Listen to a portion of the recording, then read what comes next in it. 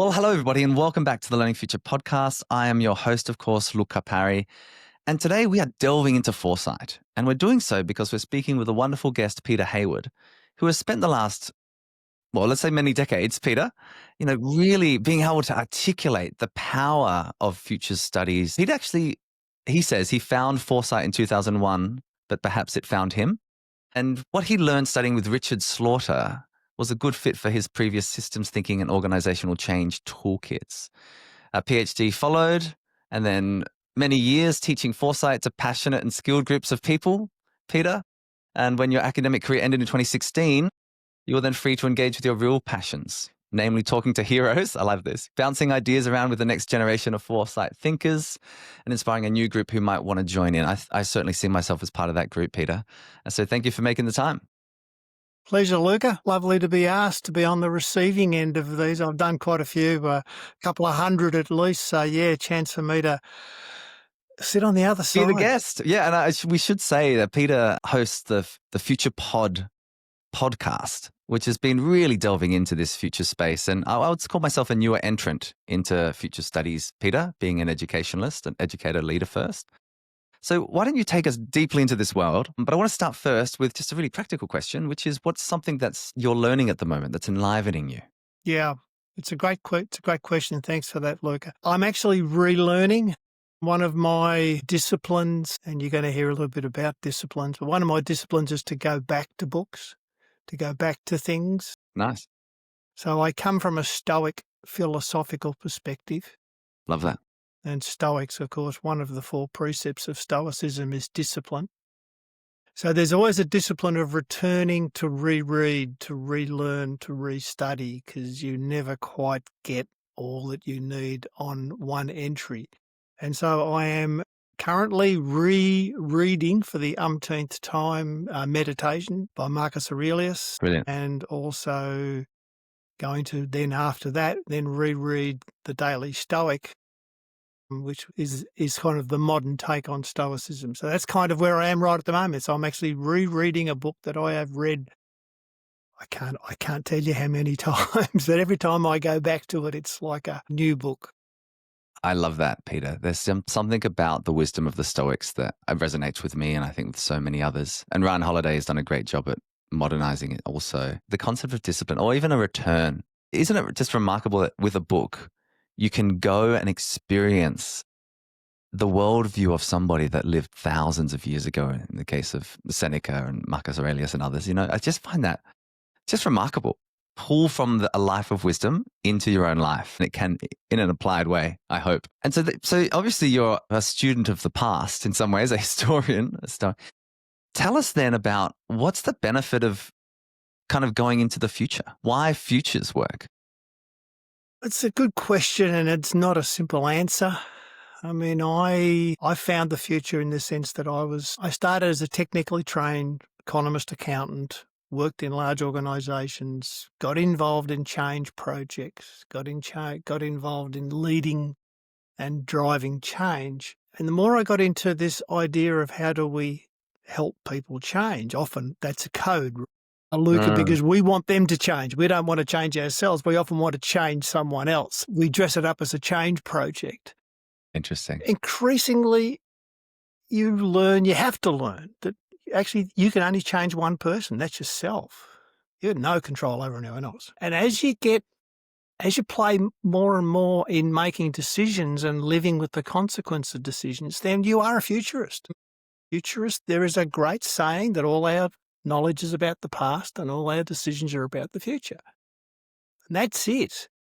Those are my 2 great loves, the past, because that's all we have to learn from. Future, which is the thing that we are creating either wittingly or unwittingly.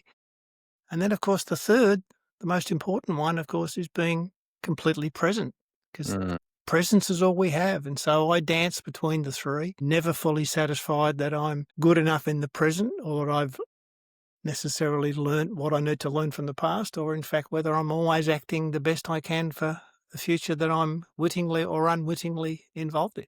There's some deep reflections there, Peter, for sure. I think that my view really is that learning, real learning, not schooling, but real learning is actually always about self-transformation.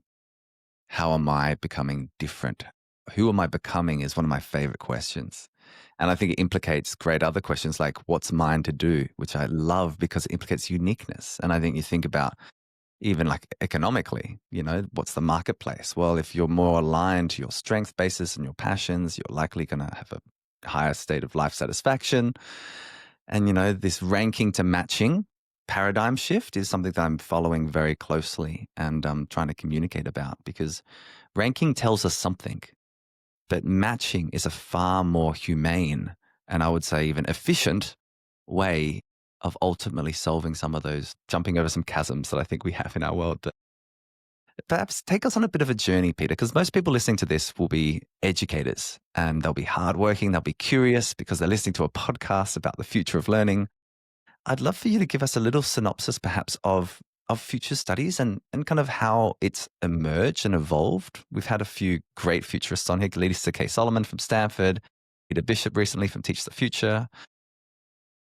So tell us what real benefits can you see us gaining through doing this work, shifting these mental models in the ways that futures can help us do? I suppose for me, and I won't give you the full history of future studies, it's certainly people are better qualified than me to talk about that. The way I understand futures, Louka, is it starts with an interest on the outside. In other words, we talk about this thing called the future, which again, as another great statement says, the future doesn't exist, but that doesn't mean that it's not real.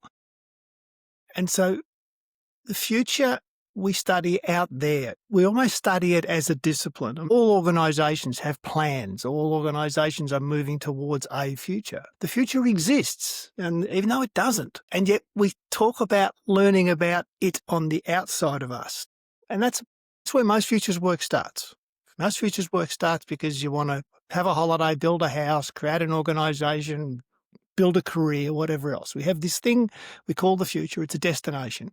We're on the path to it. That's completely true. What I learned and what I've continued to learn, Louka, is that it's as much as anything a journey on the inside. And that futures is, while it is an external study of what's changing, how does the world, what could the world become, what might the scenarios be, what are the trends, it is all that. But I think most importantly is futures work, when you really get into it, is actually a process of transformation on the inside. Because the things you have to, if you understand and you study what is changing in the world and what has changed in the world, then you start to ask profound questions about yourself and your purpose. If I give you a very heavy, but I think makes the point, we have these ideas which we cannot imagine. We can't imagine the future because how can we? The same way that I can't imagine my own death. I can accept that there'll be a point where I don't exist anymore, but I can't imagine it. Mm. Now, someone would say, well, if you can't imagine it, ignore it. And I'm going, actually, I don't know you ignore it. I think the fact that you can't imagine something is actually really interesting to lean into it for what it teaches you. And so for me, the study of futures is, while it is about what's happening on the outside, it's deeply involved in what happens on the inside, because it's how you understand yourself. When we engage with the future, we also engage with our fear and our hope. We also engage with our agency and our lack of agency. And it's about the combination of all those things upon which we find purpose. We don't control the future, but it doesn't completely control us. Yes, we should be fearful of some futures, but we should also be hopeful for other futures. Futures, when you really get into this internal capacity, external conditions set, that's what education tries to do for people, particularly younger people, is how do we give people, they have to understand the future is changing, scary, or you could even call it that, but it's also a place of change, transformation and hope. Things are possible in the future that have never happened till now. And you got to dance on the edge of tipping people into things where they feel they're overwhelmed by the future. Because the future can be overwhelmed. Yeah. But on the point of overwhelm is where a person finds their agency, their purpose, their courage, their power. Now, I don't know how you find the power unless you go all the way to the edge.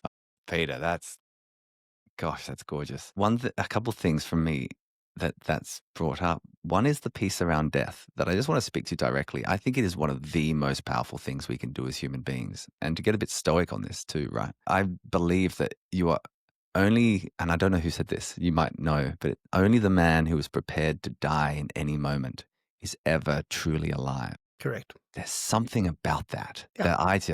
that's just like my whole body. I have a visceral reaction to a sentiment like that because there's something about the denial of reality or the denial of what is true that I think is so seductive for us as human beings. And I think we could apply, you're right, it's a heavy example, but I think it's the most real there is. But you could apply that to anything, like a change in an organization, to not accept that this is going to happen. Your role will end at some point in time, that potentially in the private sector, your company might end at some point in time, because of the pace of exponential technology and the convergence of them. Yeah. And the other thing, Louka, is nothing ever dies completely.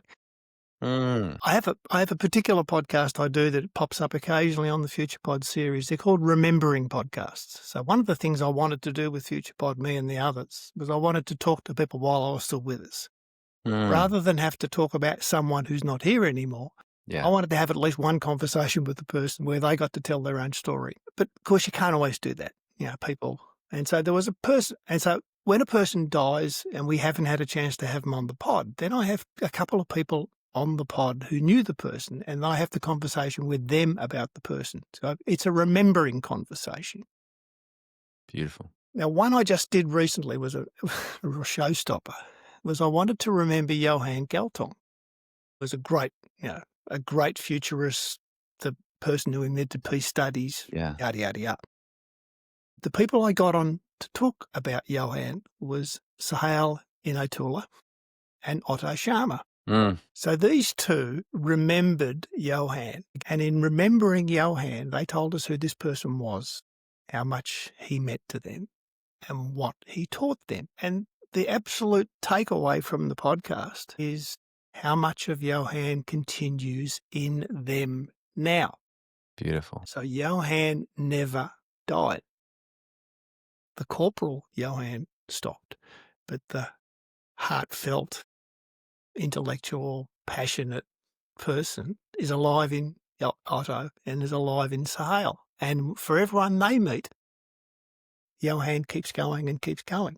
This is the other point about how death is important, because it poses another one of those questions of how do you want to be remembered, or how do you want people to carry you forward into the future? Yeah. So what are you going to give them? What are you going to inspire for them? That's the leadership game. That's so beautiful, Peter. It really is. I'm sure you've done many of these things in futures, a eulogy crafting session is some work that I continue to do. And it's just and it doesn't need to be that. It can also be at the end of your role here at this school as a teacher or a leader. There's something about speculating or, branching into a preferred future and then staking your claim for the person you are choosing to become. And gosh, it makes a big difference. One of the practices that actually some of my friends and I do is every birthday, you send a video to your future self. And so it's it's just so simple. And, it feels a bit weird talking into a camera for 20 minutes or whatever. But, then you go back a year and what you've done is you've actually made a commitment into the future. Again, it's about who you're becoming. And of course, that's terrifying because it means facing reality. The parts of yourself that you do not want to acknowledge exist, Oh gosh, it's just such a wonderful way. And I love that as well. I had a great relationship with my my Greek grandmother. And, I have all these sayings that I still deploy that came directly from her spirit and her being. And it's just, I fully believe that in some way she lives on through me. And that might just be how this whole game works, Peter. Yeah. Philosophical about it.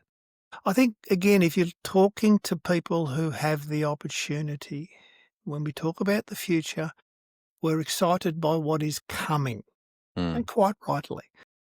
But I think we also need to give deep respect to what is ending.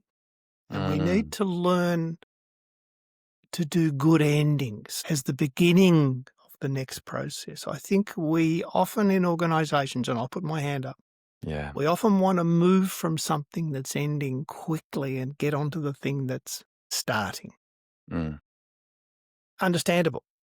But I think if you look at what's important, a good ending where you remember, where you ritualize, where you take the learning from something, so nothing is ever a loss.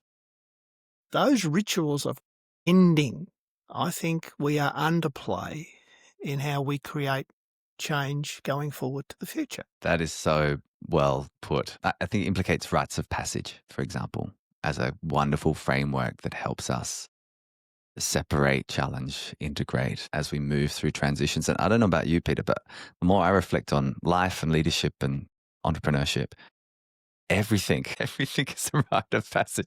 You wake up in the morning, this is a mini lifetime that we live today. We've come out of our unconscious state into a conscious state. That's an arrival of sorts. Then how do we arc our day without overloading ourselves with extreme pressure to, I don't know what the word would be, self-improve? And Peter, I found this, you brought this to my mind. I found my favorite title of a book. I just read 4,000 Weeks, and then I read, which is by Oliver Berkman, which is phenomenal. It's kind of the lifespan stuff. It's just, how do you live a life well? And Meditations for Mortals is the next book. But there's this book called Death, the End of Self-Improvement. And part of me just really finds that hilarious because as people as human beings that are constantly works in progress, there is something about knowing that at some point we will have done enough. But of course, while we're here, especially if as in all these, a day, a week, a year, that which we have, how are we showing up? What are we doing well? How are we ritualizing our endings and our beginnings? And it's a Keynesian quote that I reflect on all the time, Peter. And again, we do organizational change work, as you've done for many years. So it's not so much embracing the new ideas, it's letting go of the old ones. That's sometimes the great process of change, the grief that comes with acknowledgement of this is the end of something. And grief is part of the energy for the next part of the process.